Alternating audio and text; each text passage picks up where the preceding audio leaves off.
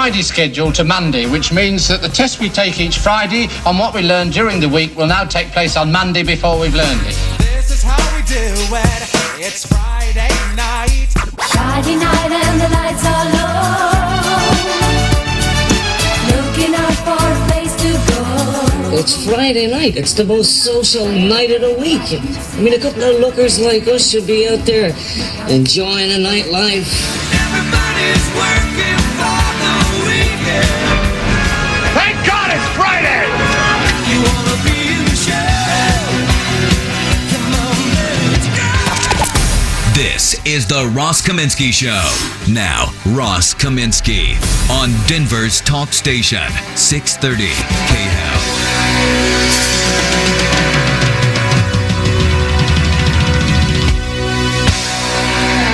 Alrighty then. Good morning. It's Friday. I'm Ross. Thank you so much for starting your day and ending your week with me. We got a lot to do today. We're going to have some very, very interesting, huge range of conversations. Everything from about why people believe conspiracy theories to what's going on with the eviction moratorium to, I don't know if you were listening a little later in yesterday's show, but I shared a couple of listener emails, employers who were getting back letters of determination from the state Department of Labor and Employment saying that employees that were not eligible for unemployment were nevertheless going to get unemployment payments. And I emailed my connection there at the Department of Labor and Employment, and we're going to have on the show at 9:05 a gentleman named Phil Spephart, who is the director of the Unemployment Division, and he's going to explain to us what's going on there. We might do a little physics too. But let's start off with some international stuff.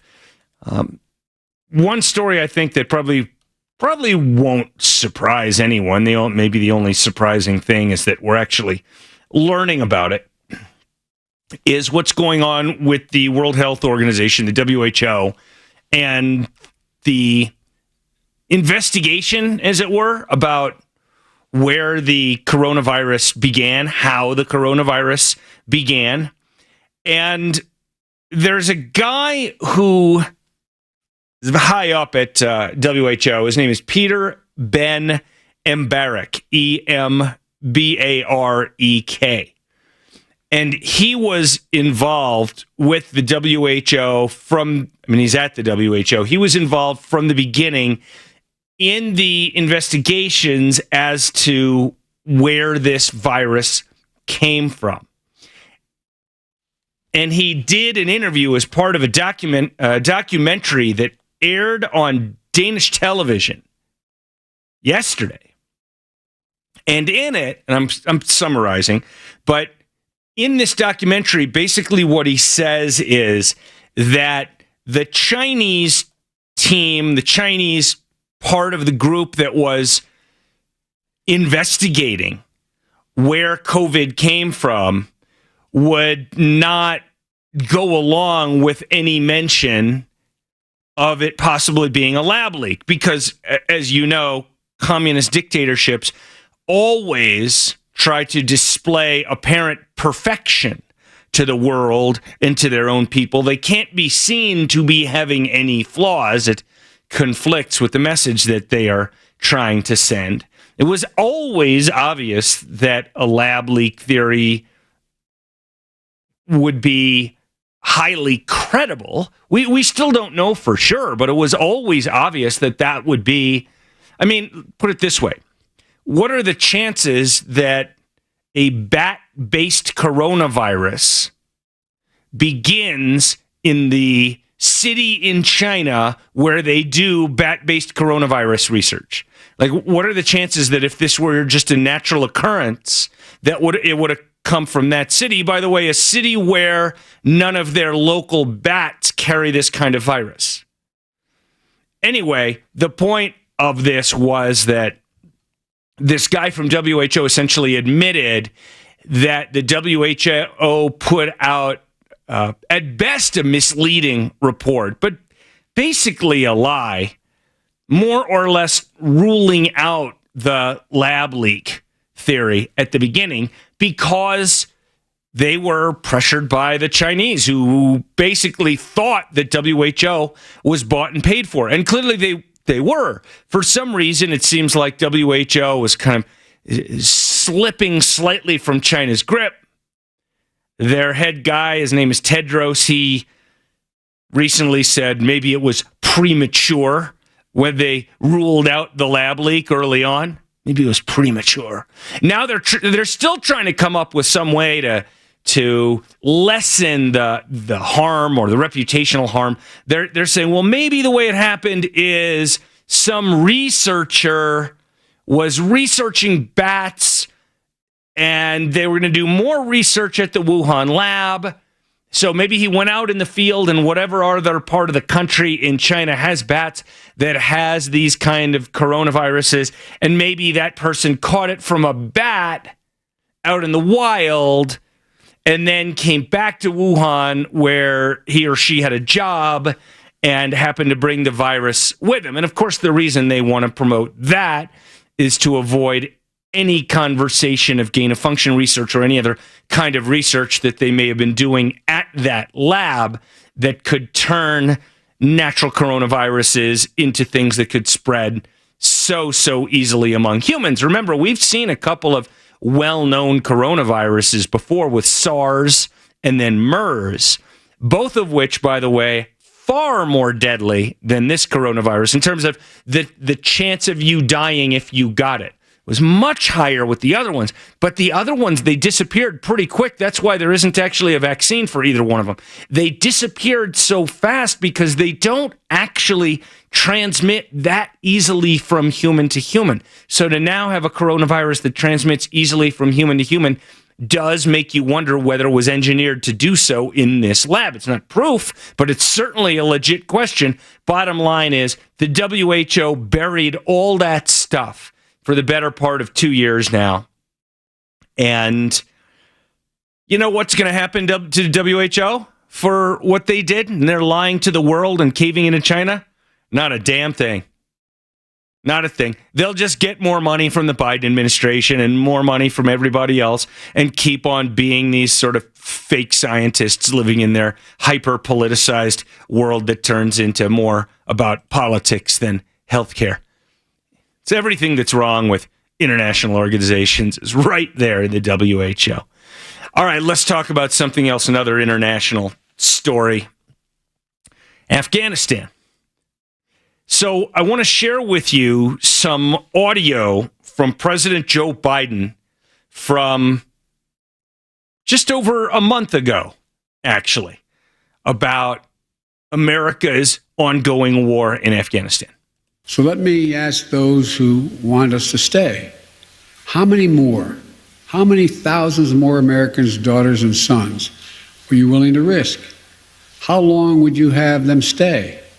Already we have members of our military whose parents fought in Afghanistan 20 years ago. Would you send their children and their grandchildren as well? Would you send your own son or daughter? After 20 years, $1 trillion spent training and equipping hundreds of thousands of Afghan national security and defense forces. 2,448 Americans killed. 20,722 more wounded. And untold thousands coming home with unseen trauma to their mental health. I will not send another generation of Americans to war in Afghanistan with no reasonable expectation of achieving a different outcome. So before I go any further in this conversation, let me just say, as much as it pains me ever to say such a thing, I agree with Joe Biden. No caveats, no ifs and buts. We should have gotten out of Afghanistan in 2002 and told the Taliban, look, we're not going to make Afghanistan our problem. But if any harm comes to any American from any person or organization that emanated from Afghanistan, we will turn you into glass. We will bomb you into the Stone Age. They're already close to the Stone Age. We'll bomb you even further back into the Stone Age. That was all we needed to do. All these last 20 years of adventure, we're always going to end up here. There was a very interesting debate on Fox News yesterday on the television show The Five between Greg Gutfeld and Brian Kilmeade. Both very smart guys. Kilmeade's been on the show a lot. Gutfeld only once. That's how I measure people. And Kilmeade was arguing that we need to keep some people there because this is such an embarrassment to the United States and people are going to get hurt and, Afghans are going to be killed by the Taliban and yada, yada, yada. And Gutfeld said, what's your limiting principle there?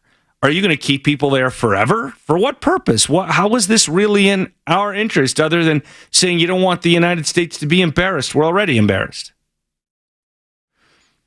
I definitely think Gutfeld had the right argument. But that doesn't mean that what's happening right now is any less tragic. And I do think we also need to understand that just because Joe Biden had the right idea that we need to get out of Afghanistan doesn't mean that he's not still a moron when it comes to almost anything related to foreign policy. He's always been a moron. Former Secretary of Defense Bob Gates, who worked for presidents of both parties, and an incredibly well-respected man, once wrote in a book that Joe Biden was wrong about every important foreign policy question that he had ever heard Joe Biden issue an opinion about. So let me just share with you a couple things. I believe these are actually from that same press conference just last month. So the question now is, where do they go from here? That the jury is still out. But the likelihood there's going to be the Taliban overrunning everything and owning the whole country is highly unlikely. Right. So the news from yesterday is that the Taliban has now taken Kandahar, the second biggest city in Afghanistan. I think they took the third biggest city as well. They are beginning to encircle Kabul, and they will likely take Kabul. Headline from the Washington Post from late last night: the Biden administration will send thousands of troops to Afghanistan to help airlift American personnel and local allies out of Kabul, U.S. officials said Thursday, as rapid advances by the Taliban intensified the existential threat facing the Afghan state. Approximately 3,000 combat troops will deploy to the international airport in Kabul to facilitate the withdrawal of additional civilian staff from the U.S. Embassy and accelerate the departure of Afghans who have aided the U.S. government in the war effort, officials at the Pentagon and State Department said. Now, if this idea of airlifting American personnel out reminds you of a particular almost tragic scene in American history, here's what Joe Biden had to say, again, last month. There's going to be no circumstance where you see people being lifted off the roof of a embassy of the United States from Afghanistan. It is not at all comfortable. It's not at all comfortable, whatever comfortable means. So he meant comparable, but he's doing his best.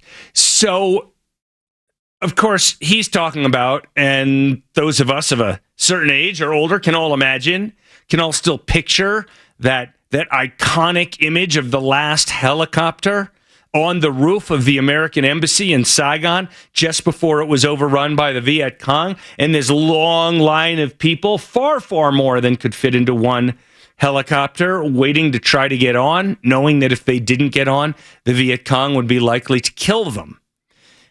Did you want to say something? You're just giving me a look. So Joe Biden is right on the operating principle that we shouldn't be sending another generation of war in Afghanistan. But in everything else, he's wrong. I don't know whether he's getting bad advice. I don't know whether he's just brain dead. I don't know. But at this point, the Taliban now have control of Herat and Kandahar, second and third biggest cities in the country, and they will be at the gates of Kabul soon. really, really soon. How did this happen? Well, they knew we were going to leave. And again, I'm not second guessing the decision to leave. Remember, Trump campaigned on this. And this was one of my strongest areas of agreement with Trump. We are wasting our people and our money and all this, and we need to be out. And I think we would be in a very, very similar situation in Afghanistan right now if Trump were president versus Biden. Biden's more of a moron about it. Trump might have said, yeah, the Taliban's probably pretty strong, and we know that the Afghan government fighters aren't really all that committed, and they'll probably cave in, and the Taliban will probably take the place. And because it was always obvious, it was a pretty straightforward, easy thing to see. That's why Biden can't see it.